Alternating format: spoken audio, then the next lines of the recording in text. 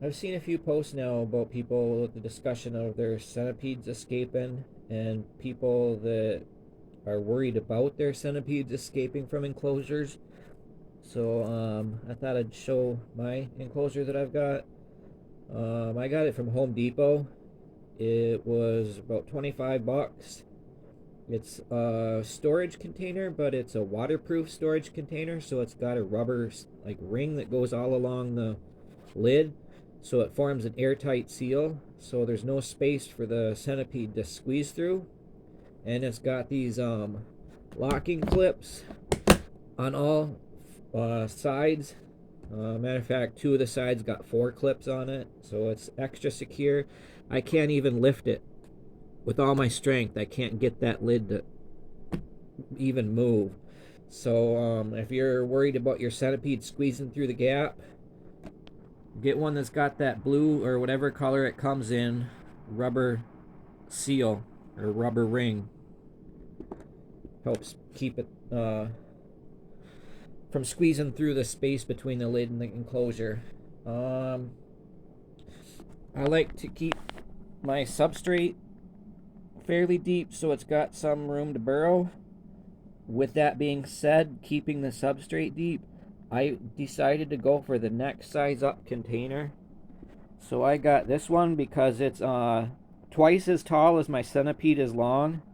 So even if my centipede was to stand up and try to reach the top, it's not gonna no way even reach that top because it's twice as long as the centipede is long. So there's no reaching that, and it can't climb up these sides.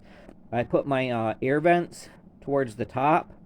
I know it's probably going to get some controversy. A lot of people put their air vents down here more towards the bottom by the substrate, but I was worried about my centipede using that to climb up, or when I was in the process of getting it, I wasn't sure the size it was going to be when I got it, so I didn't know if it could squeeze through those holes. So I've seen some posts people have with smaller centipedes where their centipede is able to squeeze out the air holes.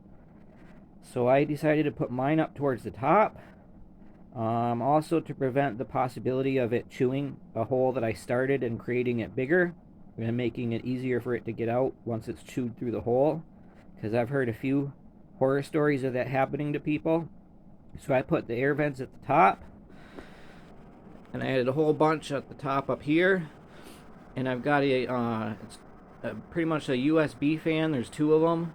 I've got that up there that it circulates the air a little bit better. Since I don't have the vent holes by the substrate, this kind of helps keep the air circulating and moving so it don't get all stagnant, and it ends up getting mycosis because these guys are prone to that. But let me show you.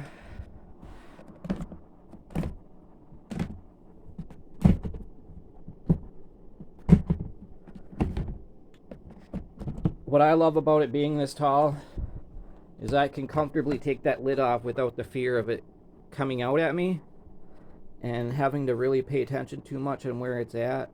It's right now in its burrow, so you're not going to be seeing it. But I keep the side by the water bowl moist by overfilling the water bowl, and I miss the sphagnum moss, and that keeps it pretty humid in here. Like I said, it's got good airflow because of the USB fans, but otherwise this probably wouldn't have the best air circulation for it. So like I said, that's why I use the USB fans.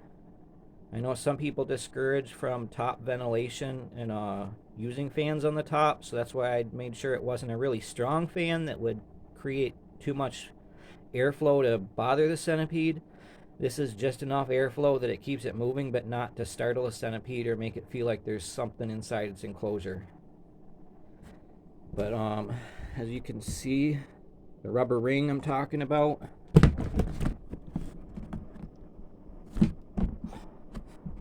so when I put it on, it forms a pretty tight seal. And then with these latches, it produces enough of a lock that even if it was magically able to create some kind of staircase to climb up to the top, it can't get out. Again, this was a $25 waterproof storage container that I modified with air holes. It was 25 bucks at Home Depot. Like I said, just make sure you get one that's twice as tall as your Centipede is long.